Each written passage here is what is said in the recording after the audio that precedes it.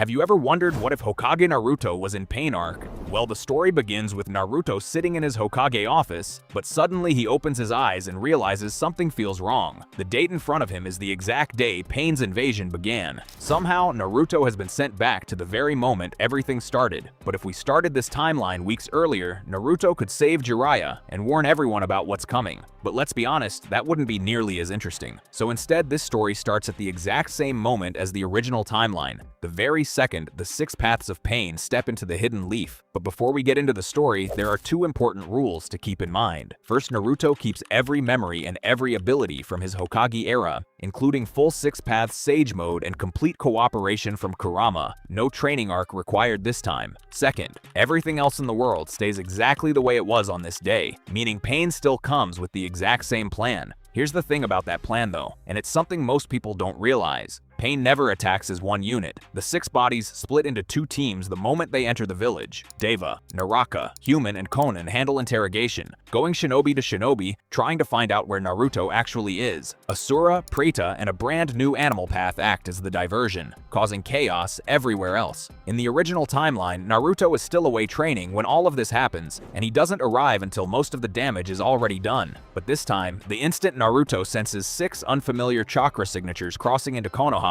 he's already moving. The first stop is Kakashi's team. In the original story, Choza Akimichi sacrifices himself fighting Asura Path. His team gets critically wounded, and Kakashi ends up pinned by Deva Path's gravity technique and finished off by Asura Path's drill arm. This time, Naruto arrives just as Asura Path raises its arm, catching it mid-strike with 2 fingers. One flick sends the entire path crashing through 3 buildings before it can touch anyone. Kakashi just stands there, completely stunned. Choza survives without a scratch. Choji doesn't have to watch his father almost die, and Kakashi, for the first time in this entire arc, doesn't end up needing a funeral. Meanwhile, across the village, Konohamaru is doing exactly what he did in the original timeline, facing off against the Naraka Path completely on his own. And here's the fun part, Naruto doesn't interfere at all. He remembers this moment clearly. Konohamaru actually manages to defeat the Naraka Path using his own transformation trick paired with the Rasengan Naruto taught him. So Naruto just watches from a rooftop nearby, arms crossed, letting the kid have his moment. Once Konohamaru finishes the job himself, Naruto gives him a proud nod before vanishing again.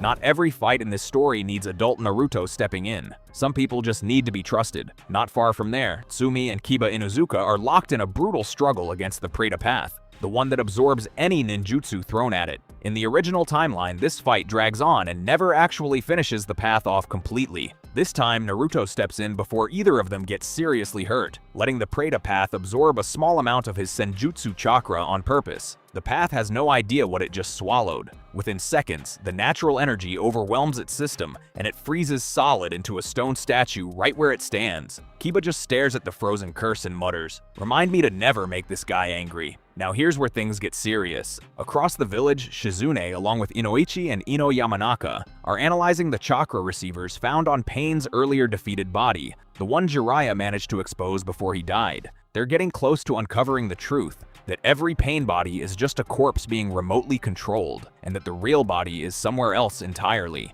In the original timeline, this is exactly when the human path finds Shizune, reads her mind, discovers Naruto's location, and kills her on the spot. This time, Naruto is already standing behind her the moment the human path reaches out its hand. He doesn't even let it get close. One clean strike, and the human path is finished before it learns anything at all. Shizune turns around confused, only to see Naruto already walking away like it was nothing. Word of all this chaos eventually gets back to Danzo, who does exactly what he did in the original timeline, quietly killing the messenger toad meant to recall Naruto back to the village, hoping to keep the Ninetales out of Akatsuki's reach a little longer for his own reasons. Except this time, the message was never needed in the first place, because Naruto was already there before the invasion even started. Naruto senses what Danzo just did anyway. Some problems aren't meant to be solved today. That brings us to the real confrontation. Deva Path finally corners Tsunade directly, demanding to know Naruto's location, and when she refuses, exactly like she did in the original story, Deva Path begins building up the technique that once turned half the village into a crater. In the original timeline, Tsunade has to burn through her own remaining lifespan just to shield as many people as she can,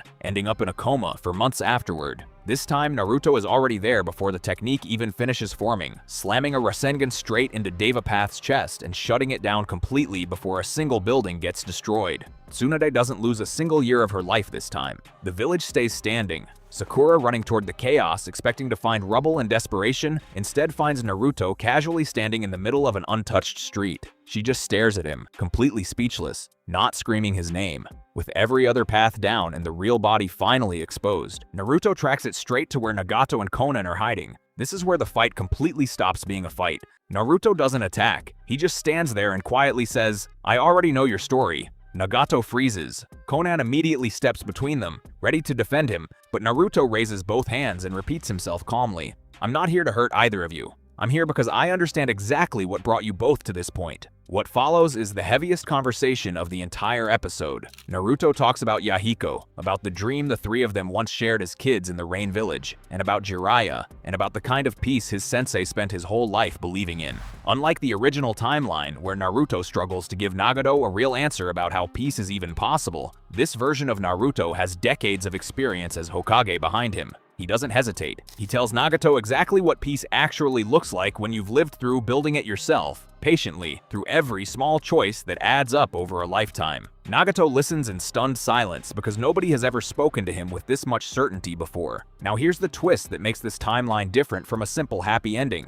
Nobody died today. Kakashi's alive, Shizune's alive, Tsunade never fell into a coma, the village barely has a scratch on it, which means Nagato never needs to use his Rina rebirth technique to revive anyone, because there's nobody left to revive. But that doesn't mean Nagato simply walks away from this unscathed. His body has been failing for years, worn down from constantly overusing the Rinnegan and controlling 6 corpses at once, something that was already killing him long before Naruto ever showed up. So even without needing to sacrifice himself for a mass revival, Nagato's time was always going to run out soon, regardless. The only real difference now is that instead of dying alone, hopeless and convinced peace is impossible, Nagato gets to spend his final moments knowing someone finally understood him. He passes quietly with Konan by his side, entrusting his will and his dream to Naruto before he goes. Konan, devastated but no longer standing in the middle of a war zone, makes the same choice she made in the original story, walking away from Akatsuki for good. Before she leaves, she creates a small bouquet out of folded paper and hands it to Naruto. The same gesture she gave him before, a quiet symbol of peace between the Rain Village and the Leaf.